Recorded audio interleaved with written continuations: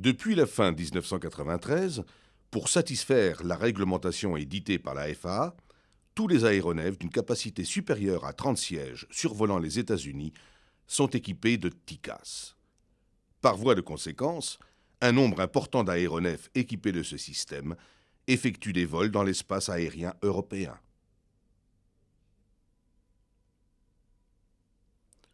TICAS signifie Traffic, Alert and Collision Avoidance System.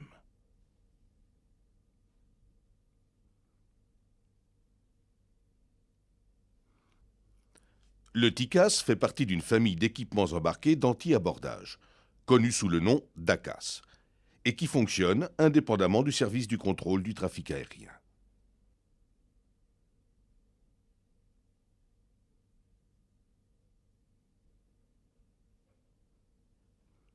Le TICAS 1 fournit uniquement des avis de trafic TA, alors que le TICAS 2, en plus de cette information, et lorsque la sécurité se dégrade, propose une manœuvre d'évitement dans le plan vertical appelée RA.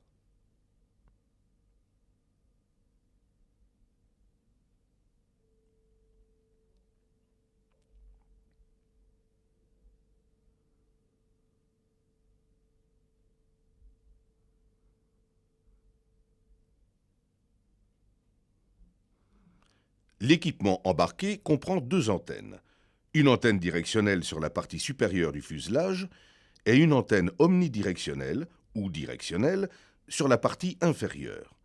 Dans le poste de pilotage, le boîtier de commande du transpondeur inclut les fonctions TICAS 2.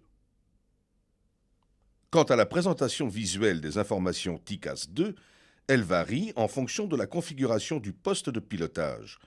Dans les diverses configurations, le TICAS, rappelons-le, ne communique pas avec le contrôle du trafic aérien.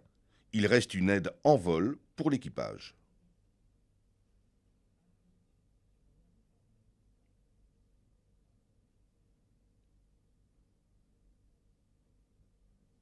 Un système audio fournit des alarmes vocales qui viennent renforcer les présentations visuelles. Le TICAS 2 détecte les aéronefs équipés de transpondeurs, prédit leur trajectoire, fournit une alarme en cas de danger potentiel. Il suggère alors une manœuvre d'évitement. Premièrement, il définit une zone de collision tridimensionnelle autour de l'aéronef. Le volume de cette zone augmente en fonction de l'altitude. Le TICAS 2 effectue une prédiction de la trajectoire de vol des intrus potentiels pour éviter qu'ils ne pénètrent dans cette zone de collision. Autour de cette zone de collision, le TICAS 2 ajoute d'abord une zone d'avertissement, puis une zone d'alarme.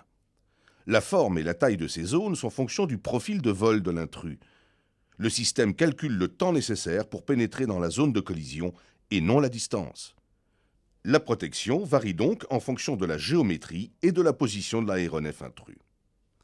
Dès qu'un intrus pénètre dans la zone d'avertissement, qui est située entre 40 et 45 secondes avant la zone de collision, le système génère un avis de trafic, ou TA, pour le pilote.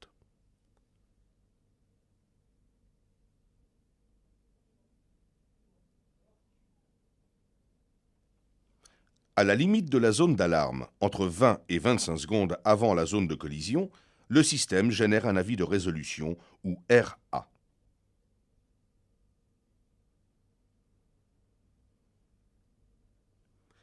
L'avis de trafic TA est présenté à l'équipage pour l'assister dans la recherche visuelle de l'intrus, et dans ce cas, les manœuvres d'évitement ne sont pas autorisées.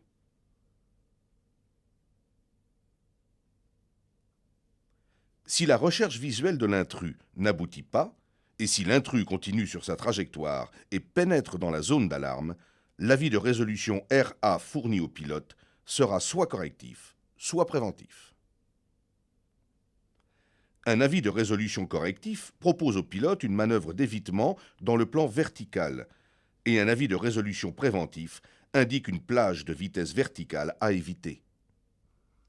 Le système peut analyser des situations de trafic complexes et fournir au pilote un avis impliquant de manœuvrer en croisant l'altitude de l'aéronef intrus. L'annonce orale confirmera cette manœuvre.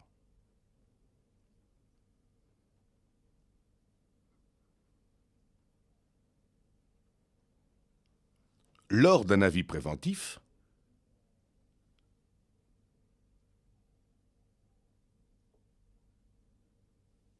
Le pilote doit simplement conserver l'aiguille du variomètre hors de la zone rouge.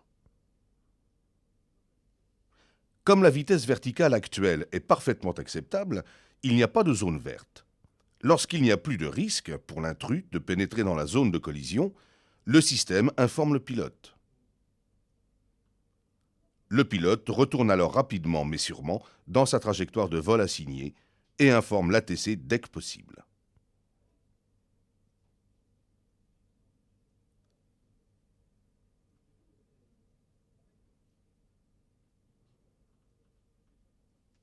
Les informations fournies par les systèmes anti-abordage embarqués sont prévues pour aider les pilotes à assurer la sécurité du vol. Elles facilitent la recherche et l'acquisition visuelle des trafics en conflit.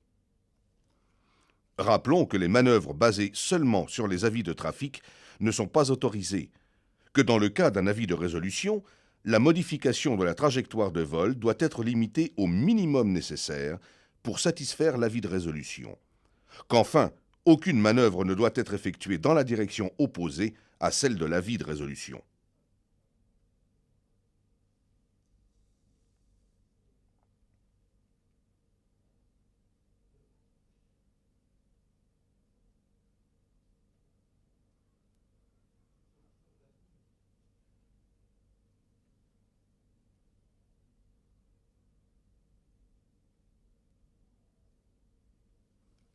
Les systèmes ACAS sont là pour agir comme un filet de sauvegarde dans le cas où, pour une raison quelconque, la séparation légale n'est plus garantie.